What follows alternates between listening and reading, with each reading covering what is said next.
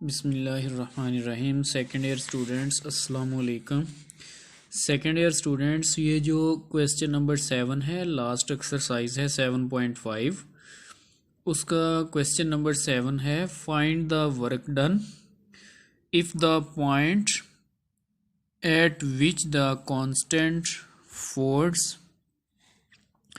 F is equal to 4 I head plus 3 J head plus 5 K head is applied to an object moves from P1 है 3 1 minus 2 to P2 point जो है वो 2 4 और 6 है। Dear students, वो कह रहा है कि वर्क डन जो है, वर्क की वैल्यू फाइंड आउट करें। अगर एक कांस्टेंट फोर्स जो है, कांस्टेंट फोर्स क्या किसके इक्वल है, 4 I hat plus 3 J hat plus 5 K head, ये कांस्टेंट फोर्स दी हुई है। F इज इक्वल टू, तो वो कह रहा है कि हम ये फोर्स एक जिस्म के ऊपर, एक बॉडी के ऊपर अप्लाई करते हैं तो वो बॉडी जो है वो P1 पॉइंट से मूव कर जाती है P2 पॉइंट तक।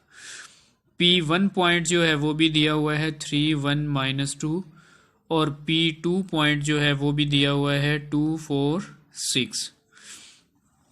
डियर स्टूडेंट्स, हमने क्या काम करना है, पहले डिस्टेंस यानी डिस्प्लेसमेंट जो है वो फाइंड आउट करेंगे P1 P2, क्योंकि देखें डियर स्टूडेंट्स, वर्क डन का फार्मूला है F dot D. Work done का जो है, वर्क का फार्मूला है फोर्स मल्टीप्लाई डिस्प्लेसमेंट, या इसे फोर्स मल्टीप्लाई डिस्टेंस भी कह सकते हैं। तो डियर स्टूडेंट्स, पहले हम D फाइंड आउट करेंगे। D कैसे फाइंड आउट करेंगे, D is equal to P1 P2, मतलब position vector of P2 minus position vector of P1, क्योंकि P1 P2 इसी मेथड से ही हम फाइंड आउट करेंगे। तो उसके बाद जो है 3 अपना 2 minus 3 wow 4 minus 1 wow 6 minus minus plus 2 आ जाएगा। उसके बाद डियर स्टूडेंट्स, हमारे पास डिस्प्लेसमेंट जो है D इज इक्वल टू -1 3 और 8 निकल आया।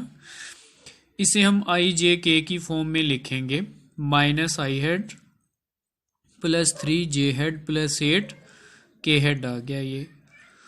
उसके बाद डियर स्टूडेंट्स, फोर्स हमें गिवन है, हमने वर्क फाइंड आउट करना है। Work is equal to F dot D, यानी फोर्स और डिस्प्लेसमेंट का डॉट प्रोडक्ट। तो फोर्स की वैल्यू लिखी, डॉट डिस्प्लेसमेंट जो हमने फाइंड किया उसकी वैल्यू पुट की।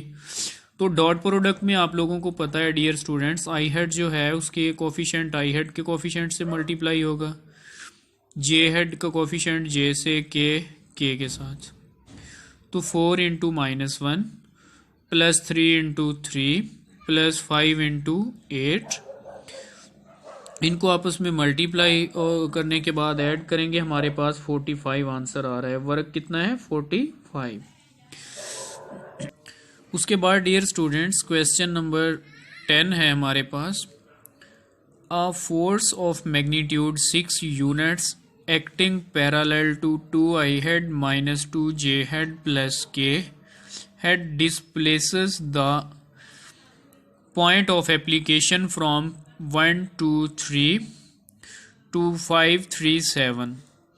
Find the work done. Dear students, देखें इस क्वेश्चन में थोड़ा सा डिफरेंस है। पिछला क्वेश्चन जो हमने किया है, क्वेश्चन नंबर 7, उसमें उन्होंने ये कहा था कि एक फोर्स दी हुई है और वो फोर्स जो है वो जिस्म को, बॉडी को P1 से P2 तक ले जाती है। तो हमने P1 और P2 की मदद से डिस्टेंस या डिस्प्लेसमेंट फाइंड आउट किया। फोर्स वैसे गिवन थी, तो उसके बाद हमने work is equal to F dot D formula apply करके फाइंड आउट कर लिया। लेकिन डियर स्टूडेंट, यहाँ पर फोर्स जो दी हुई है ना, वो और अंदाज में दी हुई है उन्होंने। देखिए पॉइंट तो दिए हुए हैं, ये P1 इसे हम कंसीडर कर लेते हैं, ये जो 1 2 और 3 दिया हुआ है, और ये P2 है 5 3 और 7।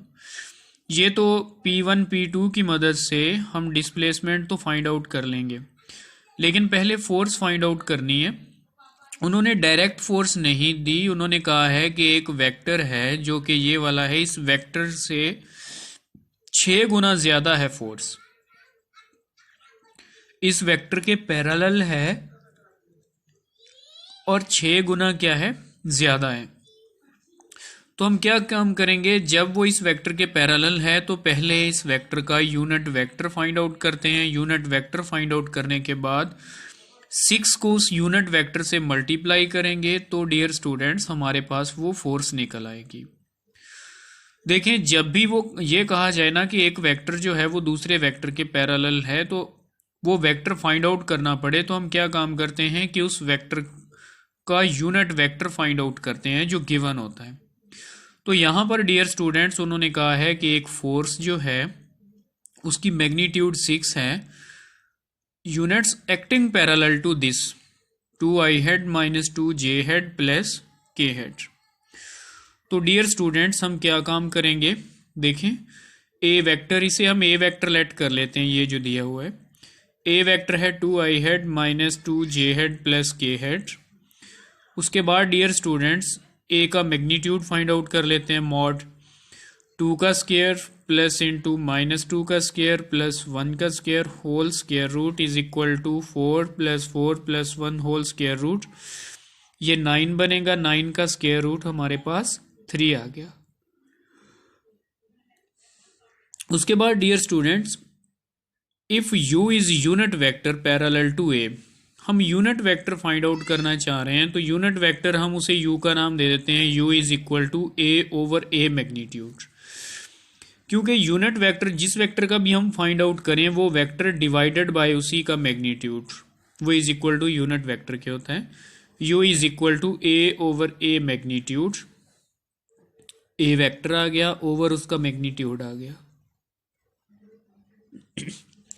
उसके बाद डियर स्टूडेंट्स हमने क्या काम करना है, hence here given force F is equal to 6u, यानी कि यूनिट वेक्टर को हमने किस से मल्टीप्लाई करना है, 6 से मल्टीप्लाई कर देना है, इज इक्वल टू 6 इंटू ये वैल्यू आ गई डिवाइडेड बाय 3 आ गया, 3 इसके साथ कैंसल आउट हो जाएगा, 2 बच जाएगा, 2 इंटू दिस, तो 2 को इसके साथ अंदर मल्टीप्लाई कर दें, हमारे पास ये फोर्स आ जाएगी। उसके बाद डियर स्टूडेंट्स डिस्प्लेसमेंट कैसे फाइंड आउट करना है, मैंने आप लोगों को बताया कि इसको आप P1 का नाम दे दें, ये पॉइंट जो है ये P2 का नाम दे दें, तो P1 P2 यानी कि position vector of P2 minus position vector of P1, उसकी मदद से हम डिस्प्लेसमेंट D फाइंड आउट कर लेंगे। डिस्प्लेसमेंट D फाइंड आउट करने के बाद डियर स्टूडेंट्स हम क्या करेंगे, वर्क कैसे फाइंड आउट करेंगे, work is equal to F dot D is equal to, ये हमारे पास F की वैल्यू आ गई और ये हमारे पास D की वैल्यू आ गई। तो डियर स्टूडेंट्स उसके बाद हमने क्या काम करना है कि 4 को 4 से मल्टीप्लाई करेंगे, माइनस 4 को प्लस के 1 से मल्टीप्लाई करेंगे और ये प्लस का 2 जो है वो इस 4 से मल्टीप्लाई हो जाएगा, हमारे पास फाइनल वर्क जो है वो 20 आ जाएगा। डियर स्टूडेंट्स बिल्कुल आसान क्वेश्चन है, कोई भी मुश्किल नहीं है। ये मैं क्वेश्चन रिपीट कर रहा हूँ क्योंकि ये थोड़ा सा डिफरेंट क्वेश्चन है।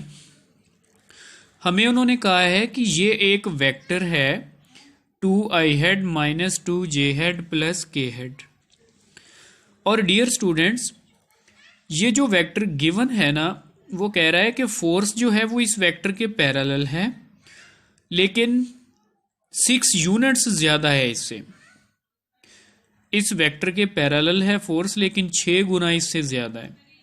तो जब इसके पैरेलल है तो इस वेक्टर को हम क्या नाम दे देते हैं, ए का नाम दे देते हैं।